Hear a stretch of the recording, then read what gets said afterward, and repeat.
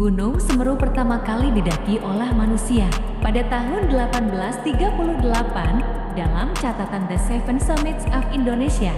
Orang yang pertama kali mendaki Gunung Semeru adalah orang Belanda.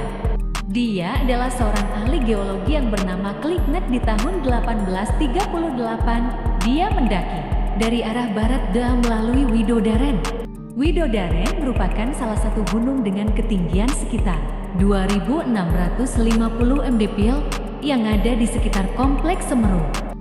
Dampak positif dari pendakiannya tersebut, Gunung Semeru sempat terkenal di Eropa pada tahun 1840. Dalam pendakiannya, Kliknet mendaki bersama seorang ahli geologi yang bernama Winnie Brigita. Pendakian kedua dilakukan oleh Franz Wilhelm Junghun yang mendaki Gunung Semeru. Junghun mendaki Semeru melalui jalur Gunung Ayak-Ayak, Gunung Inder-Inder, dan Gunung Kepolo. Junghun adalah seorang ahli botani yang diduga melakukan penelitian mengenai kondisi Gunung Semeru.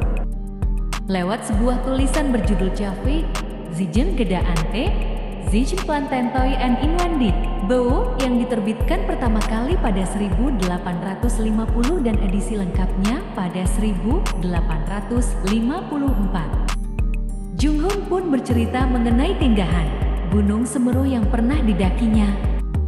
Menurut cerita, Junghun yang dituliskan dalam ceritanya, pada saat dirinya dan rombongan tiba di lokasi yang disebut Widodaren pada malam harinya yang berada pada ketinggian hampir 2000 meter di atas permukaan laut. Dan pada pagi harinya, ia melihat letusan Semeru. Kemudian, letusan kedua terjadi pada sore hari sekitar jam 5. Suaranya terdengar meraung-raung. Terlihat dari kejauhan kumpulan asap putih kekuningan karena sinar matahari sore di atas sudut kanan puncak Mahameru. Pada malam hari, saat letusan yang ketiga kalinya terjadi pada jam 7 malam, awalnya api menyala keluar dari kawah seperti kolom api, dan diikuti kolom asap di sisi kanan. Terlihat putih dan terang yang disinari cahaya bulan. Hujan pasir pun turun. Pada saat yang sama, beberapa titik api seperti menggelinding dari tepi kawah masih menyala terang dan bebatuan seperti menghantam benturan di siang hari, hingga akhirnya lenyap dan semuanya kembali dalam kesunyian malam itu. Kemudian saya pun mempersiapkan segala perlengkapan dan keperluan untuk mendaki untuk keesokan harinya. Pada pagi harinya, semua tenaga angkut mendapatkan tugas, masing-masing membawa perlengkapan dan logistik untuk pendakian. Pada tanggal 27 September tahun 1844, suasana cuaca sangat cerah. Tidak lagi terdengar suara letusan Gunung Semeru. Dengan bergegas, Junghun bersama 15 tenaga angkutnya melanjutkan perjalanannya.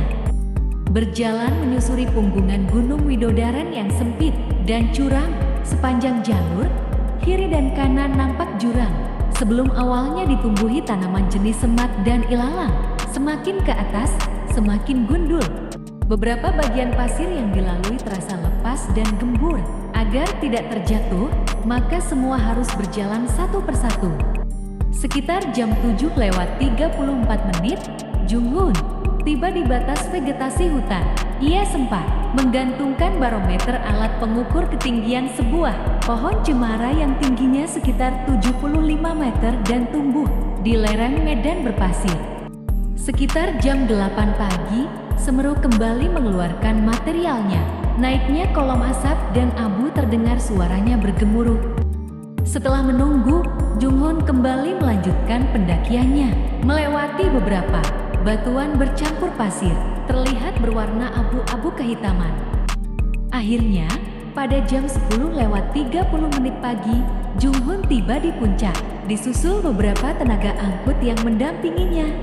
Selanjutnya, di tahun 1911 didaki lagi oleh Van Gogh dan Heim melalui lereng Urara, dan di tahun 1945 ada seorang ahli botani Belanda yang mendaki melalui jalur utara, yaitu Ayak-Ayak.